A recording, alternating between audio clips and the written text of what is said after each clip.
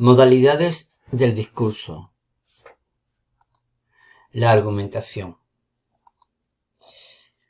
La argumentación es un tipo de escrito con el que, mediante razones o argumentos, se pretende convencer a otras personas de la solidez de una determinada idea.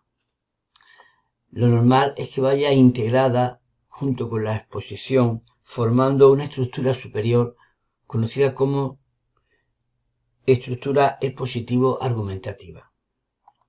En cuanto al tema, suelen abordar temas polémicos sometidos a controversia, por lo que admiten diferentes posturas. Por eso es habitual que se emplee tanto en el ensayo como en las disciplinas humanísticas y dentro de los géneros periodísticos de opinión. No debemos confundir la argumentación con la demostración científica, que trabaja no ya con argumentos, sino con evidencias que se pueden demostrar de forma experimental. En cuanto a la estructura, dos son los elementos básicos que presenta un texto argumentativo. Por un lado, la idea principal, que se formula como una tesis, y el cuerpo de la argumentación.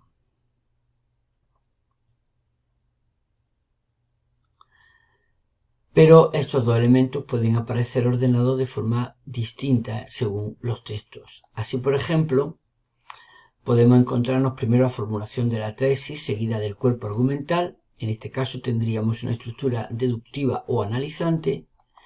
Y también podríamos encontrar una situación inversa, como ocurría con la exposición. En lugar de encontrarnos la tesis al principio, vamos a llegar a ella a través del cuerpo argumental. Es el caso de la estructura inductiva. Sin embargo, también es común reforzar la tesis colocándola primero al principio y luego volviéndola a reescribir al final junto con los argumentos más importantes, y en medio pondríamos el cuerpo argumental. Esto se conoce como estructura encuadrada o circular.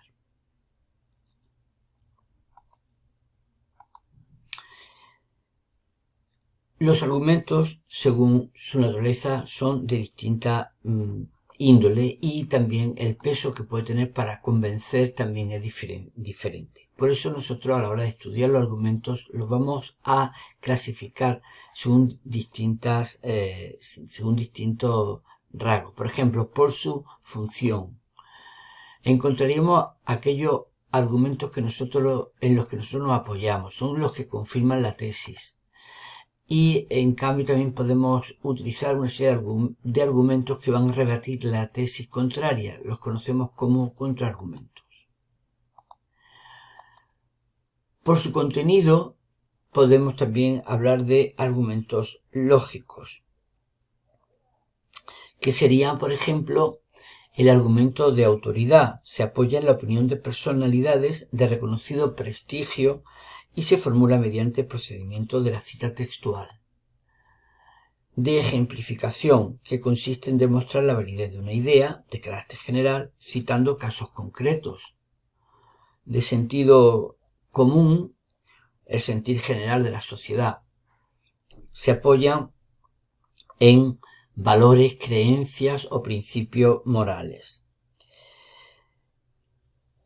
tenidos como válidos por la sociedad. Y por último, también podríamos citar los proverbios y refranes, que son breves sentencias aceptadas por la sabiduría popular.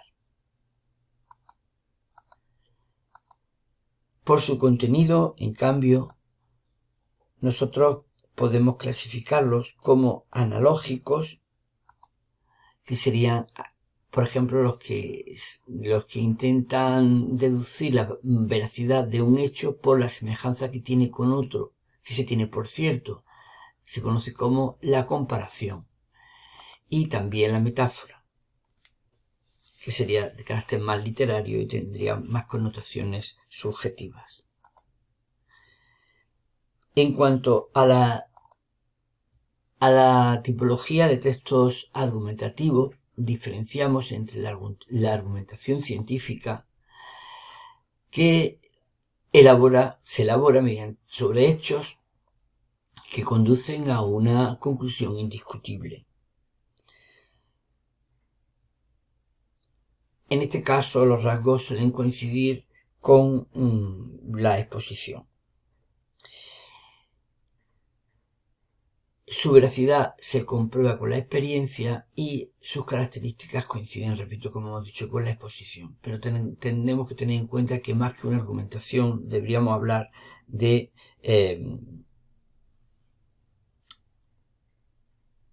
una demostración científica. Y los textos especializados, en cambio, versan sobre opiniones, se desenvuelven sobre lo probable y sus características serían la subjetividad, la coherencia, la claridad y el rigor.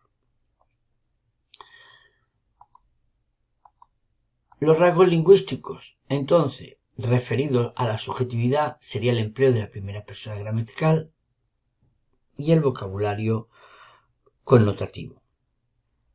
Interesa la presencia del yo. En cuanto a la coherencia, tenemos que tener en cuenta que el conjunto de argumentos que empleemos deben ser válidos, oportunos y consistentes. En cuanto a la claridad, que se define no tanto con que el texto se pueda entender en una dirección, sino que de ninguna manera se pueda entender hacia otra. Por eso es muy importante presentar las ideas perfectamente ordenadas y utilizar todo tipo de conectores y ordenadores del discurso.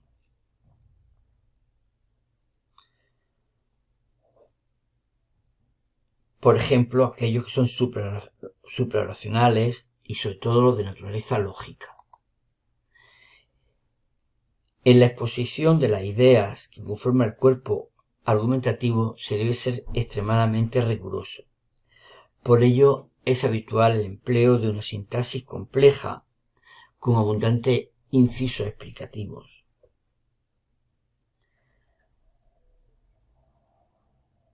Largos periodos también en los que abunden estructuras causales, consecutivas, concesivas, condicionales, etc.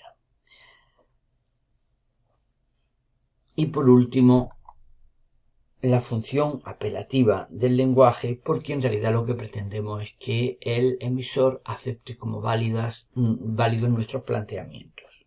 Por eso da pie en muchas ocasiones al empleo de recursos retóricos basados fundamentalmente en la persuasión, que sería, por ejemplo, las metáforas o, por ejemplo, las interrogaciones retóricas, o, por ejemplo, las oraciones exclamativas.